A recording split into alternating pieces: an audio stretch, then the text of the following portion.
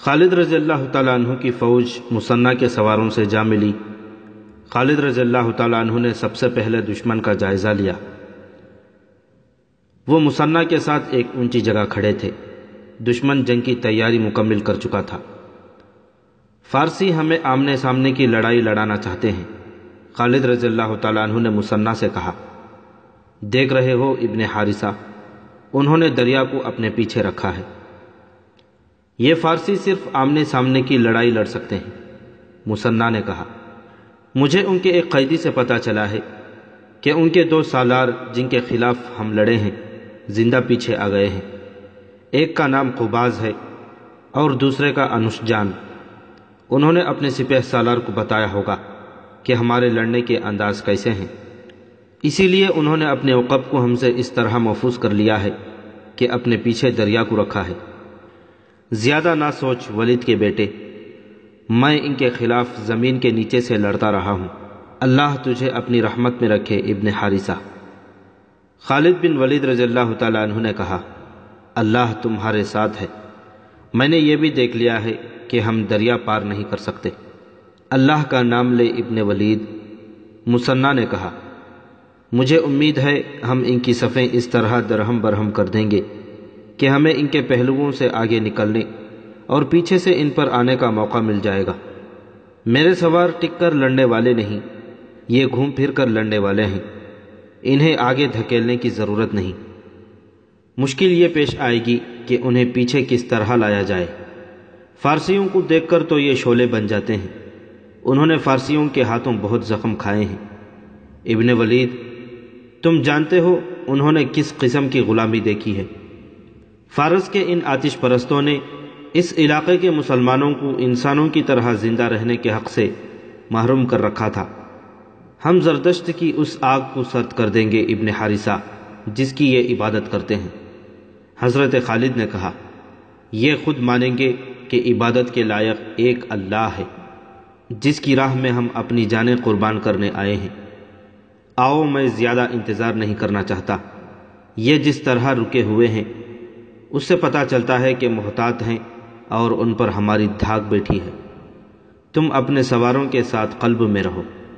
مورخوں نے لکھا ہے کہ خالد رضی اللہ تعالیٰ عنہ نے بہت سوچا کہ کسی طرح انہیں چالیں چلنے کا موقع مل جائے، لیکن ایرانیوں کا سالار قارن بن قریان دانشمند آدمی تھا۔ اسے پتہ چل گیا تھا کہ خالد رضی اللہ تعالیٰ عنہ کس طرح لڑتا ہے۔ قارن نے اپنی شکست خوردہ سالاروں قباز اور انوشجان کو پہلوؤں پر رکھا اور اپنے لشکر کو آگے لے آیا۔ اس لشکر کی اپنی ہی شان تھی۔ پتہ چلتا تھا کہ کس شہنشاہ کی فوج ہے۔ ان کے قدموں کے نیچے زمین ہلتی تھی۔ ادھر یثرب کے سرفروش تھے۔ ظاہری طور پر ان کی کوئی شان نہیں تھی۔ ایرانیوں کے مقابلے میں مسلمانوں کے ہتھیار بھی کمتر لگتے تھے، لباس بھی یوں ہی سے تھے، اور ان کی تعداد ایرانیوں کے مقابلے میں بہت تھوڑی تھی۔ خالد رضی اللہ تعالیٰ عنہ نے اپنی فوج کو آگے بڑھنے کا حکم دیا تو ہزاروں قدموں کی دھمک اور گھوڑوں کے ٹاپوں کے ساتھ کلمہ طیبہ کا ورد کوئی اور ہی تاثر پیدا کر رہا تھا۔ یہ فوج تھکی ہوئی تھی، زرتشت تازہ دم تھے۔ دونوں فوجوں کے درمیان تھوڑا سا فاصلہ رہ گیا تو خالد رضی اللہ تعالیٰ عنہ نے اپنی فوج کو روک لیا۔ مثنہ بن حارثہ اپنے سوار دستے کے ساتھ خالد رضی اللہ تعالیٰ عنہ کے پیچھے تھے۔ دائیں اور بائیں پہلوؤں پر خالد رضی اللہ تعالیٰ عنہ کے مقرر کیے ہوئے 2 سالار عاصم بن عمرو اور عدی بن حاتم تھے۔ اس دور کی جنگوں کے دستور کے مطابق زرتشتوں کا سپہ سالار قارن آگے آیا اور اس نے مسلمانوں کو انفرادی مقابلے کے لیے للکارا۔ مدینہ کا کوئی شتربان میرے مقابلے میں آ سکتا ہے؟ اس نے دونوں فوجوں کے درمیان آ کر اور للکار کر کہا، میرے مقابلے میں آنے والا یہ سوچ کر آئے کہ میں شہنشاہ فارس کا سپہ سالار ہوں، میں ہوں تیرے مقابلے میں آنے والا۔ خالد رضی اللہ تعالیٰ عنہ نے اپنا گھوڑا آگے بڑھایا اور للکارے، قارن آ اور اپنے سالار ہرمز کے قتل کا انتقام لے، میں ہوں اس کا قاتل۔ خالد رضی اللہ تعالیٰ عنہ ابھی قارن سے کچھ دور ہی تھے کہ حضرت خالد کے عقب سے ایک گھوڑا تیزی سے آیا اور حضرت خالد کے قریب سے گزر گیا۔ پیچھے رہ ابن ولید، یہ گھڑ سوار للکارا، آتش پرستوں کا یہ سالار میرا شکار ہے۔ حضرت خالد نے دیکھا وہ ایک مسلمان سوار موقل بن العشی تھا۔ وہ پہلوانی اور تیغ زنی میں مہارت اور شہرت رکھتا تھا۔ یہ ڈسپلن کے خلاف تھا کہ کوئی سپاہی یا سوار اپنے سالار پر برتری حاصل کرنے کی کوشش کرتا، لیکن وہ وقت ایسا تھا کہ بندہ و صاحب اور محتاج و غنی ایک ہو گئے تھے۔ سپاہی اور سوار جنگ کا مقصد سمجھتے تھے۔ جو جذبہ سپاہیوں میں تھا وہی سالاروں میں تھا۔ ماقل بن عشی یہ برداشت نہ کر سکا کہ اس کا سالار ایک آتش پرست کے ہاتھوں گھائل ہو۔ خالد رضی اللہ تعالیٰ عنہ اپنی سپاہ کے جذبے کو سمجھتے تھے۔ وہ رک گئے۔ انہوں نے اپنے اس سوار کے جذبے کو مارنے کی کوشش نہ کی۔ ماقل کے گھوڑے کی رفتار تیز تھی۔ گھوڑا ایرانیوں کے سالار قارن بن قریان سے آگے نکل گیا۔ ماقل نے آگے جا کر گھوڑے کو موڑا اور قارن کو للکارا۔ قارن نے پہلے ہی تلوار اپنے ہاتھ میں لے رکھی تھی۔ اس کے سر پر زنجیروں والا خوت تھا اور اس کا اوپر کا دھڑ زیرہ میں تھا۔ اس کی ٹانگوں پر موٹے چمڑے کے خول چڑھے ہوئے تھے۔ اس کے چہرے پر انتقام کے تاثرات کے بجائے تکبر تھا، جسے لوہے اور موٹے چمڑے کا یہ لباس اسے مسلمان کی تلوار سے بچا لے گا۔ اس کے چہرے پر انتقام کے تاثرات کے بجائے تکبر تھا، جیسے لوہے اور موٹے چمڑے کا یہ لباس اسے مسلمان کی تلوار سے بچا لے گا۔ قارن نے اپنے گھوڑے کی باگ کو جھٹکا دیا۔ دونوں کے گھوڑے ایک دوسرے کے ارد گرد ایک دو چکر لگا کر آمنے سامنے آ گئے۔ آئے آگ کے پوجنے والے، ماقل نے بڑی بلند آواز سے کہا، میں سپاہی ہوں، سالار نہیں ہوں۔ قارن بن قریانس کے چہرے پر رعونت کے آثار اور زیادہ نمایاں ہو گئے۔ دونوں گھوڑے ایک دوسرے کی طرف بڑھے۔ ان کے سواروں کی تلواریں بلند ہوئی۔ پہلے وار میں تلواریں ایک دوسری سے ٹکرائیں اور دونوں سوار پیچھے ہٹ گئے۔ گھوڑے ایک بار پھر ایک دوسرے کی طرف آئے۔ تلواریں ایک بار پھر ہوا میں ٹکرائیں۔ اس کے بعد گھوڑے پیچھے ہٹ اور گھوم گھوم کر ایک دوسرے کی طرف آنے لگے۔ دونوں سوار ایک دوسرے پر وار کرتے رہے۔ آخری بار قارن نے تلوار بلند کی۔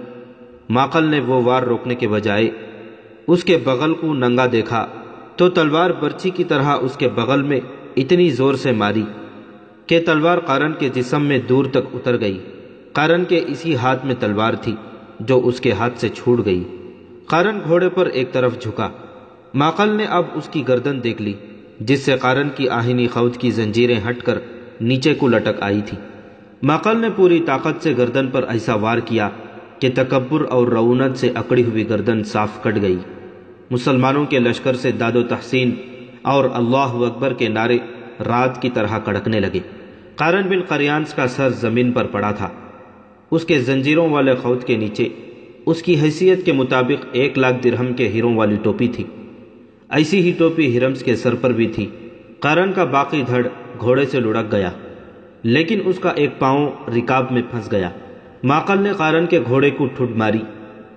گھوڑا قارن کے جسم کو گھسیٹتا دونوں فوجوں کے درمیان بے لگام دوڑنے لگا۔ ایرانیوں کے لشکر پر موت کا سناٹا طاری تھا۔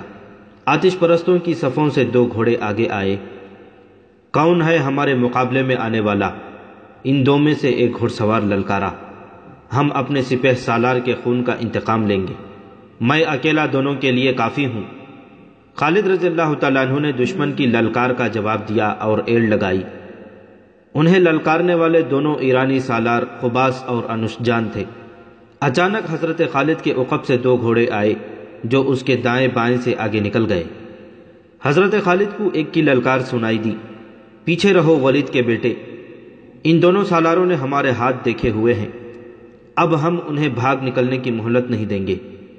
حضرت خالد کے لشکر کے دوسرے سوار نے کہا۔ خالد رضی اللہ تعالیٰ عنہ نے دیکھا یہ دونوں سوار جو اس کے قریب سے گزر کر دشمن کے مقابلے میں چلے گئے تھے، اس کے لشکر کے دائیں اور بائیں کے پہلوؤں کے سالار عاصم بن عمرو اور عدی بن حاتم تھے۔ ان دونوں نے کپڑوں کا لباس زیب تن کر رکھا تھا، اور جن کے مقابلے میں گئے تھے وہ سر سے پاؤں تک لوہے میں ڈوبے ہوئے تھے۔ مسلمان سالاروں کو اپنے اللہ پر بھروسہ تھا اور آتش پرست اس زرہ پر یقین رکھتے تھے جو انہوں نے پہن رکھی تھی۔ انہیں معلوم نہ تھا کہ تلوار کے وار کو آہن نہیں عقیدہ روکا کرتا ہے۔ دونوں طرف تجربہ کار سالار تھے جو تیغ زنی کی مہارت رکھتے تھے۔ ان کی تلواریں ٹکرانے لگی۔ مسلمانوں کی تلواریں آتش پرستوں کی زرہ کو کاٹنے سے قاصر تھیں، اس لیے وہ محتاط ہو کر وار کرتے تھے تاکہ تلواروں کی دھار کو نقصان نہ پہنچے۔ عاصم اور عدی اس طاق میں تھے کہ دشمن کا کوئی نازک اور غیر محفوظ جسم کا حصہ سامنے آئے تو وہ ماقل کی طرح وار کریں۔ آخر ان دونوں نے باری باری ماقل کی ہی طرح اپنے اپنے دشمن کے قریب جا کر انہیں موقع دیا کہ وہ اوپر سے تلوار کا وار کریں۔ آتش پرستوں کے دونوں سالاروں نے وہی غلطی کی جو قارن نے کی تھی۔ انہوں نے بازو اوپر کیے اور تلواریں ان کی بغلوں میں داخل ہو گئیں اور دونوں کی تلواریں گر پڑیں۔ خالد رضی اللہ تعالیٰ عنہ نے جب دیکھا کہ زردشتوں کا سپہ سالار مارا گیا اور اس کے بعد ان کے وہ دونوں سالار بھی جنہیں اپنے لشکر کو منظم طریقے سے لڑانا تھا مارے گئے ہیں، تو خالد رضی اللہ تعالیٰ عنہ نے اپنے لشکر کو حملے کا حکم دے دیا۔ ایرانیوں کے لشکر میں وہ سپاہی بھی شامل تھے جو اپنے دلوں پر مسلمانوں کی دہشت لیے ہوئے جنگ سلاسل سے بھاگے تھے۔ اب انہوں نے اپنے 3 سالاروں کو مرتے دیکھا تو ان کی دہشت میں اضافہ ہو گیا۔ انہوں نے یہ دہشت اپنے سارے لشکر پر طاری کر دی۔ لشکر کا حوصلہ تو پہلے ہی مجروح ہو چکا تھا، یہ لشکر مقابلے کے لیے بہرحال تیار ہو گیا۔ ایرانیوں کو یہ فائدہ حاصل تھا کہ ان کے پیچھے دریا تھا جس نے ان کے عقب کو محفوظ کر رکھا ہوا تھا۔ اس دریا کا دوسرا فائدہ انہیں یہ نظر آ رہا تھا کہ اس میں بڑی کشتیاں بندھی ہوئی تھیں جو لشکر کے ساتھ آئی تھیں۔ پسپا ہونے کے لیے ان کشتیوں کو ان کے کام آنا تھا۔ انہیں یہ ڈر بھی نہ تھا کہ مسلمان تعاقب میں آ سکیں گے۔ خالد رضی اللہ تعالیٰ عنہ کے حملے کا انداز ہلہ بولنے والا یا اندھا دھند ٹوٹ پڑنے والا نہیں تھا۔ انہوں نے ایک ہی بار میں اپنے تمام دستے جنگ میں نہ جھونک دیے۔ انہوں نے قلب کے دستوں کو باری باری آگے بھیجا اور انہیں ہدایت یہ دی کہ وہ دشمن کی صفوں کے اندر نہ جائیں بلکہ دشمن کو اپنے ساتھ آگے لانے کی کوشش کریں۔ اس کے ساتھ ساتھ حضرت خالد پہلوؤں کو اس طرح پھیلاتے جا رہے تھے کہ وہ دشمن پر پہلوؤں سے حملہ کر سکیں۔ دشمن کے سپہ سالار اور 2 سالاروں کی لاشیں گھوڑوں کے سمون تلے کچلی مسلی جا رہی تھی۔ یہ فارس کی شہنشاہی کا غرور تھا جو مسلمانوں کے گھوڑوں تلے کچلا جا رہا تھا۔ اس صورتحال میں آتش پرستوں کے حوصلے مر سکتے تھے، بیدار نہیں ہو سکتے تھے۔ مسلمانوں کے نعرے اور ان کی للکار ان کے پاؤں اکھاڑ رہی تھی۔ زردشت کے پجاریوں، اللہ کو مانو، ہم ہیں محمد صلی اللہ علیہ وسلم کے شیدائی، اور اللہ اکبر کے نعروں سے فضا کانپ رہی تھی۔ جوش و خروش تو مثنہ بن حارثہ کے سواروں کا تھا، ان کی للکار الگ تھلگ تھی۔ اپنے غلاموں کی ضرب دیکھو، آج ظالموں سے خون کا حساب لیں گے۔ بلاؤ ارد شیر کو، زرتشت کو آواز دو۔ ایرانی سپاہ کے حوصلے جواب دینے لگے۔ ان کی دوسری کمزوری نے تو ان کے جسم توڑ دیے۔ یہ کمزوری ان کے ہتھیاروں کا اور زرہ کا بوجھ تھا۔ وہ تھکن محسوس کرنے لگے۔ حضرت خالد نے اپنی جو سپاہ کے ساتھ سپاہیوں کی طرح لڑ رہے تھے بھانپ لیا کہ آتش پرست ڈھیلے پڑتے جا رہے ہیں۔ انہوں نے جس شدت سے مقابلے اور جوابی حملوں کا آغاز کیا تھا اس شدت میں نمایاں کمی نظر آنے لگی۔ حضرت خالد نے اپنے قاصد پہلوؤں کے سالاروں عاصم اور عدی کی طرف اس حکم کے ساتھ دوڑا دیے کہ اپنے اپنے پہلوؤں کو اور باہر لے جا کر بیک وقت دشمن کے پہلوؤں پر حملہ کریں۔ اس کے ساتھ ہی حضرت خالد نے قلب کے پیچھے رکھے ہوئے محفوظہ کے دستے کو دشمن کے قلب پر حملے کا حکم دے دیا۔ ان دستوں کو جو پہلے موج در موج کے انداز سے حملے کر رہے تھے حضرت خالد نے پیچھے ہٹا لیا تاکہ وہ جوش و خروش میں ایسی تھکن محسوس نہ کرنے لگے جو ان کی برداشت سے باہر ہو جائے۔ ایرانی لشکر مسلمانوں کے نئے حملوں کی تاب نہ لا سکے۔ ان کا جانی نقصان بہت ہو چکا تھا، اب وہ بکھرنے لگے۔ مسلمانوں نے دیکھا کہ پیچھے جو ایرانی سپاہی تھے وہ دریا کی طرف بھاگے جا رہے تھے۔ اس وقت مسلمانوں کو وہ کشتیاں دکھائی دیں جو سینکڑوں کی تعداد میں دریا کے کنارے بندھی تھیں۔ کشتیاں توڑ دو، ایک مسلمان کی للکار سنائی دی۔ دشمن بھاگنے کے لیے کشتیاں ساتھ لایا ہے، ایک اور للکار سنائی دی۔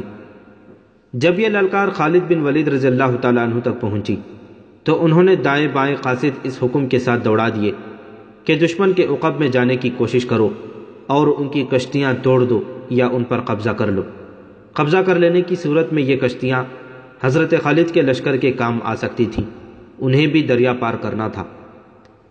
جب یہ حکم سالاروں تک اور سالاروں سے سپاہیوں تک پہنچا تو یہی ایک للکار بلند ہونے لگی، کشتیوں تک پہنچو، کشتیاں بیکار کر دو، کشتیاں پکڑ لو۔ اس للکار نے آتش پرستوں کا رہا سہا دمخم بھی توڑ دیا۔ زندہ بھاگ نکلنے کا ذریعہ یہی کشتیاں تھیں جو مسلمانوں نے دیکھ لی تھیں۔ ایرانیوں نے لڑائی سے منہ موڑ کر کشتیوں کا رخ کیا۔ وہ ایک دوسرے سے پہلے کشتیوں میں سوار ہونے کے لیے دھکم پیل کرنے لگے۔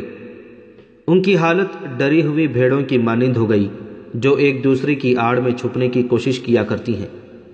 ایرانی سپاہیوں نے کشتیوں پر سوار ہونے کے لیے گھوڑے چھوڑ دیے، حالانکہ کشتیاں اتنی بڑی تھیں کہ ان پر گھوڑے بھی لے جائے جا سکتے تھے۔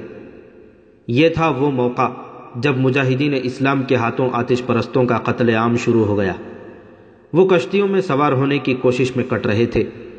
ان میں سے جو کشتیوں میں سوار ہو گئے اور رسے کھول کر کشتیاں کنارے سے ہٹا لے گئے، ان میں زیادہ تر مسلمانوں کے تیروں کا نشانہ بن گئے۔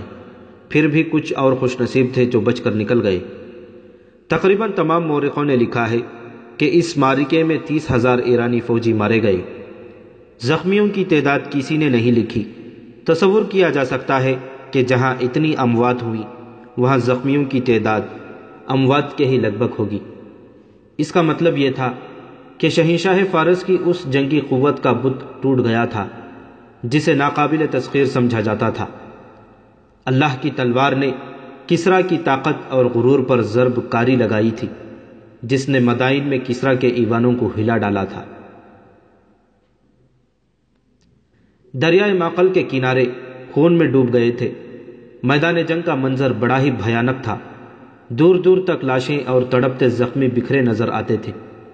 زخمی گھوڑے دوڑتے پھرتے اور زخمیوں کو رونتے پھر رہے تھے۔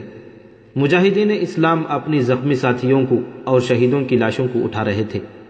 میدان خون سے لال ہو گیا تھا۔ خالد رضی اللہ تعالیٰ عنہ ایک بلند جگہ پر کھڑے میدان جنگ کو دیکھ رہے تھے۔ ایک طرف سے ایک گھوڑ سوار گھوڑے کو سر پر دوڑاتا آیا۔ اس نے خالد رضی اللہ تعالیٰ عنہ کے قریب آ کر گھوڑا روکا۔ وہ مثنیٰ بن حارثہ تھا۔ گھوڑا خالد رضی اللہ تعالیٰ عنہ کے گھوڑے کے پہلو کے ساتھ کر کے مثنیٰ گھوڑے پر ہی خالد رضی اللہ تعالیٰ عنہ سے بغل گیر ہو گئے۔ ابن ولید مثنیٰ نے جذبات سے لرزتی ہوئی آواز میں کہا، میں نے آج مظلوم مسلمانوں کے خون کا انتقام لے لیا ہے۔ ابھی نہیں ابن حارثہ، حضرت خالد نے بڑے سنجیدے لہجے میں کہا، ابھی تو ابتدا ہے، ہمارے لیے اصل خطرہ اب شروع ہوا ہے۔ کیا تم نے ان کشتیوں کی تعداد نہیں دیکھی؟ کیا تم نے نہیں دیکھا کہ یہ کشتیاں کتنی بڑی اور کتنی مضبوط تھیں؟ اور تم نے یہ بھی دیکھا ہوگا کہ فارسیوں کے پاس ساز و سامان کس قدر زیادہ ہے۔ ان کے وسائل بڑے وسیع ہیں۔ ہم اپنے وطن سے بہت دور آ گئے ہیں۔ ہمیں اب انہی سے ہتھیار اور رسد چھین کر اپنی ضرورت پوری کرنی ہے۔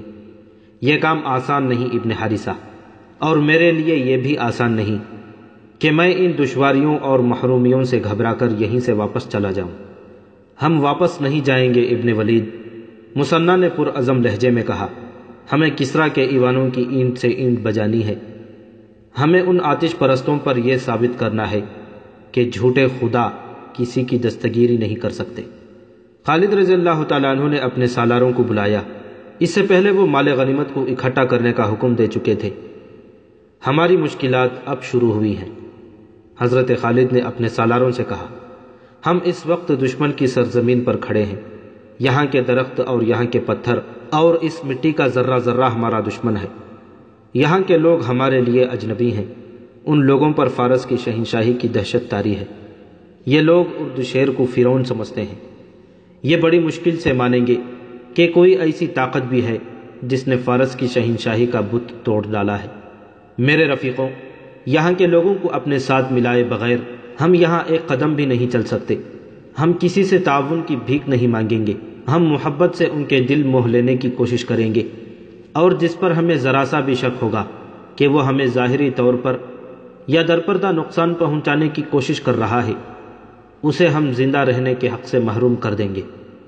ہم ان لوگوں کو غلام بنانے نہیں آئے، ہم انہیں غلامی سے اور باطل کے عقیدوں سے نجات دلانے آئے ہیں۔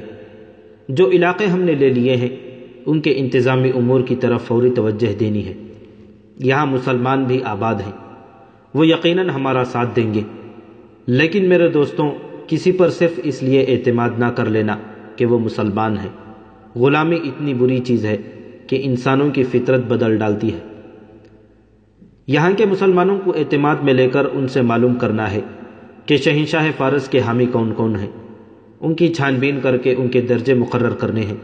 جس پر ذرا سا بھی شک ہو اسے گرفتار کر لو، اور جو غیر مسلم سچے دل سے ہمارے ساتھ تعاون کرنا چاہتا ہے اسے اسلام کی دعوت دو۔ میں مختلف شعبے قائم کر رہا ہوں۔ خالد رضی اللہ تعالیٰ عنہ نے مفتوحہ علاقوں کے باشندوں پر سب سے زیادہ توجہ دی۔ انہوں نے اعلان کیا کہ جو غیر مسلم باشندے مسلمانوں کی اطاعت قبول کر لیں گے ان سے جزیہ وصول کیا جائے گا، اور مسلمان انہیں اپنی پناہ میں سمجھیں گے۔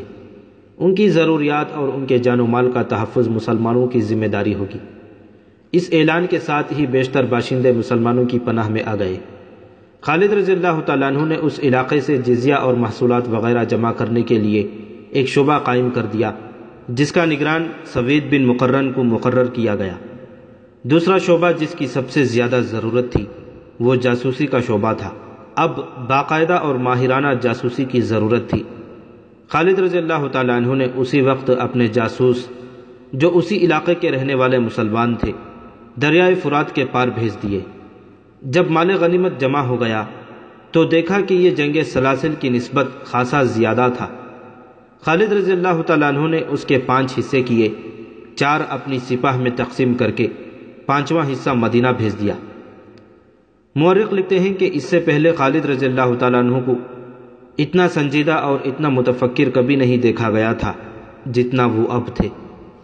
مئی 633 عیسوی کے پہلے ہفتے میں، جو ماہ صفر 12 ہجری کا تیسرا ہفتہ تھا، زردشت کے پجاریوں کے لیے دریائے فرات کا سرسبز و شاداب خطہ جہنم بن گیا تھا۔ کس قدر ناز تھا انہیں اپنی جنگی طاقت پر، اپنی شان و شوکت پر، اپنے گھوڑوں اور ہاتھیوں پر۔ وہ تو فرعونوں کے ہم پلہ ہونے کا دعویٰ کرنے لگے تھے، اور کسریٰ دہشت کی علامت بنتا جا رہا تھا۔ دجلہ اور فرات کے سنگم کے وسیع علاقے میں خالد رضی اللہ تعالیٰ عنہ نے جنہیں رسول اکرم صلی اللہ علیہ وسلم نے اللہ کی تلوار کا خطاب دیا تھا، فارس کے زرتشتوں کو بہت بری شکستیں دی تھیں، اور ان کے ہرمز قارن بن قریانس، انوشجان اور قباس جیسے سالاروں کو موت کے گھاٹ اتار دیا تھا۔ لیکن کسریٰ اردشیر نے ابھی شکست تسلیم نہیں کی تھی۔ اس کے پاس ابھی بے پناہ فوج موجود تھی، اور مدینہ کے مجاہدین کو وہ اب بھی بدو اور صحرائی لٹیرے کہتا تھا۔ اس نے شکست تسلیم تو نہیں کی تھی، لیکن شکست اور اپنے نامور سالاروں کی مسلمانوں کے ہاتھوں موت کا جو اسے صدمہ ہوا تھا اسے وہ چھپا نہیں سکتا تھا۔ ہرمز کی موت کی اطلاع پر وہ اپنے دل پر ہاتھ رکھ کر دوہرا ہو گیا تھا۔ اس نے سنبھلنے کی بہت کوشش کی تھی، لیکن ایسے مرض کا آغاز ہو چکا تھا جس نے اسے بستر پر گرا دیا تھا۔ مورخوں نے اس مرض کو صدمے کا اثر لکھا ہے۔ کیا میرے لیے شکست اور پسپائی کے سوا اب کوئی خبر نہیں رہ گئی؟ اس نے بستر میں اٹھ کر بیٹھتے ہوئے گرج کر کہا، کیا مدینہ کے مسلمان جنات ہیں؟ کیا وہ کسی کو نظر نہیں آتے اور وار کر جاتے ہیں؟ طبیب اردشیر کی منظور نظر 2 جوان سال بیویاں اور اس کا وزیر حیران اور پریشان کھڑے اس قاصد کو گھور رہے تھے جو ایرانیوں کی فوج کی ایک اور شکست اور پسپائی کی خبر لایا تھا۔ اس کے آنے کی جب اطلاع اندر آئی تو طبیب نے باہر جا کر قاصد سے پوچھا تھا کہ وہ کیا خبر لایا ہے۔ قاصد نے خبر سنائی تو طبیب نے اسے کہا تھا کہ وہ کسریٰ کو ابھی ایسی بری خبر نہ سنائے، کیونکہ اس کی طبیعت اس کی متحمل نہیں ہو سکے گی۔ لیکن یہ قاصد کوئی معمولی سپاہی نہیں تھا، وہ طبیب کا کہنا مان جاتا۔ وہ پرانا کمانڈر تھا، اس کا عہدہ سالاری سے 2 ہی درجے کم تھا۔ اسے کسی سالار نے نہیں بھیجا تھا، اسے بھیجنے کے لیے کوئی سالار زندہ نہیں رہا تھا۔ طبیب کے روکنے سے وہ نہ رکا۔ اس نے کہا کہ اسے کسریٰ کی صحت کا نہیں، فارس کی شہنشاہی اور زردشت کی عظمت کا غم ہے۔ اگر شہنشاہ اردشیر کو اس نے دجلہ اور فرات کی جنگی کیفیت کی پوری اطلاع نہ دی تو مسلمان مدائن کے دروازے پر آ دھمکیں گے۔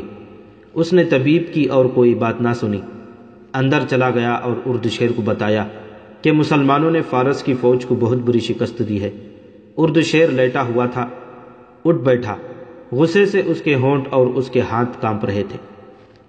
شہنشاہ فارس، کمانڈر نے کہا، مدینہ والے جنات نہیں، وہ سب کو نظر آتے ہیں، لیکن کیا قارن مر گیا تھا؟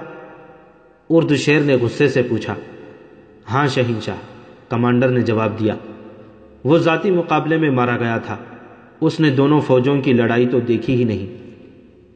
مجھے اطلاع دی گئی تھی کہ قباس اور انوشجان بھی اس کے ساتھ تھے، وہ بھی قارن کے انجام کو پہنچ گئے تھے، کمانڈر نے کہا۔ وہ قارن کے قتل کا انتقام لینا چاہتے تھے۔ دونوں نے اکٹھے آگے بڑھ کر مدینہ کے سالاروں کو للکارا اور دونوں مارے گئے۔ شہنشاہ فارس، کیا فارس کی اس عظیم شہنشاہی کو اس انجام تک پہنچنا ہے؟ نہیں نہیں، گستاخی کی معافی چاہتا ہوں۔ اگر کسریٰ نے صدمے سے اپنے آپ کو یوں روگ لگا لیا تو کیا ہم زردشت کی عظمت کو مدینہ کے بددوؤں سے بچا سکیں گے؟ تم کون ہو؟ اردو شیر نے پوچھا۔ میں کمانڈر ہوں، کمانڈر نے جواب دیا۔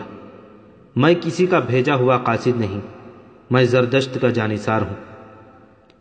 دربان کو بلاؤ، اردو شیر نے حکم دیا۔ تم نے مجھے نیا حوصلہ دیا ہے۔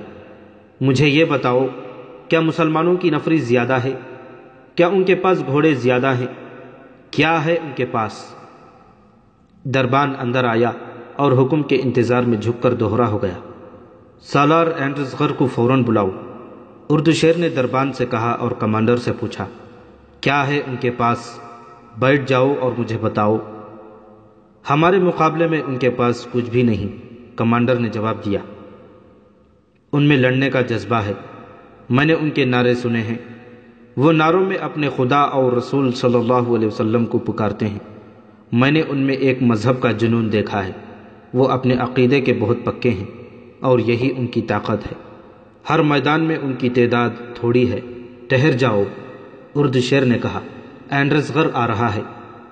مجھے اپنے اس سالار پر بھروسہ ہے، اسے بتاؤ کہ ہماری فوج میں کیا کمزوری ہے کہ اتنی زیادہ تعداد میں ہوتے ہوئے بھی بھاگ آتی ہے۔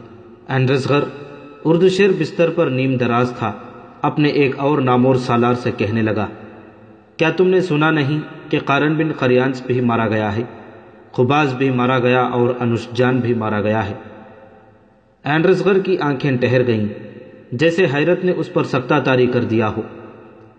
اسے بتاؤ کمانڈر، اردو شیر نے کمانڈر سے کہا، کیا میں ان حالات میں زندہ رہ سکوں گا؟ کمانڈر نے سالار اینڈرزغر کو تفصیل سے بتایا کہ مسلمانوں نے انہیں دریائے معقل کے کنارے کس طرح شکست دی ہے، اور یہ بھی تفصیل سے بتایا کہ مدائن کی فوج کس طرح بھاگی ہے۔ اینڈرزغر، اردو شیر نے کہا، ہم اب ایک اور شکست کا خطرہ مول نہیں لے سکتے۔ مسلمانوں سے شکست کا صرف انتقام نہیں لینا، ان کی لاشیں فرات میں بہا دینی ہے۔ یہ اسی صورت میں ممکن ہے کہ تم زیادہ سے زیادہ فوج لے کر جاؤ۔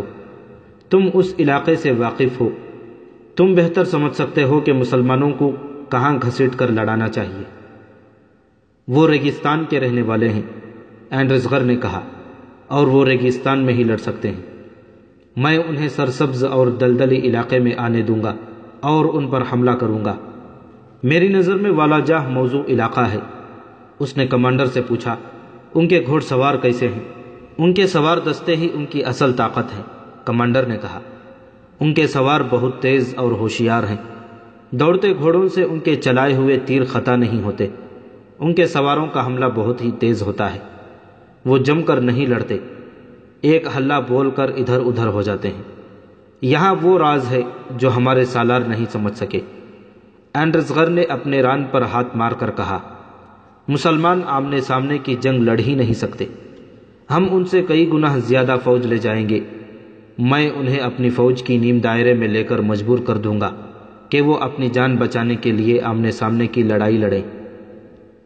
اینڈرزغر، اردو شیر نے کہا، یہاں بیٹھ کر منصوبہ بنا لینا آسان ہے، لیکن دشمن کے سامنے جا کر اس منصوبے پر اس کے مطابق عمل کرنا بہت مشکل ہو جاتا ہے۔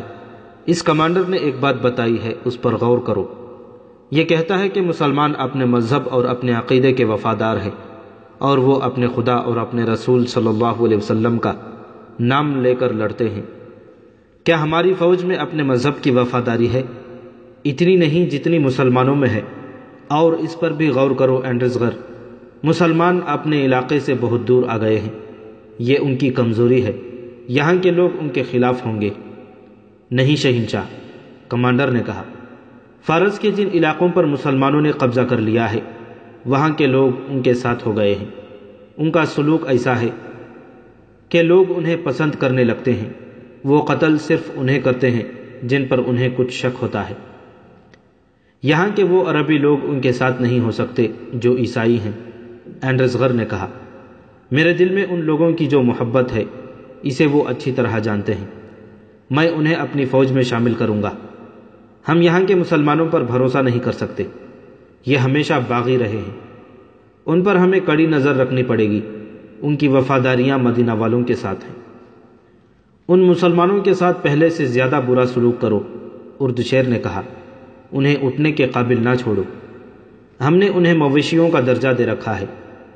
اینڈرسغر نے کہا، انہیں بھوکا رکھا ہے، ان کی کھیتوں سے ہم فصل اٹھا کر لے آتے ہیں اور انہیں صرف اتنا دے جاتے ہیں جس پر وہ صرف زندہ رہ سکتے ہیں، لیکن وہ اسلام کا نام لینے سے باز نہیں آتے، بھوکے مر جانا پسند کرتے ہیں لیکن اپنا مذہب نہیں چھوڑتے۔ یہی ان کی قوت ہے، کمانڈر نے کہا، ورنہ ایک آدمی 10 کا مقابلہ نہیں کر سکتا، کپڑوں میں ملبوس آدمی زرہ پوش کو قتل نہیں کر سکتا۔ مسلمانوں نے یہ کر کے دکھا دیا ہے، میں اس قوت کو کچل ڈالوں گا، اردشیر نے بلند آواز سے کہا۔ اینڈرسغر، ابھی ان مسلمانوں کو نہ چھیڑنا جو ہماری رعایا ہیں، انہیں دھوکہ دو کہ ہم انہیں چاہتے ہیں، پہلے ان کا صفایا کرو جنہوں نے ہماری شہنشاہی میں قدم رکھنے کی جرت کی ہے، اس کے بعد ہم ان کا صفایا کریں گے جو ہمارے سائے میں سانپوں کی طرح پل رہے ہیں۔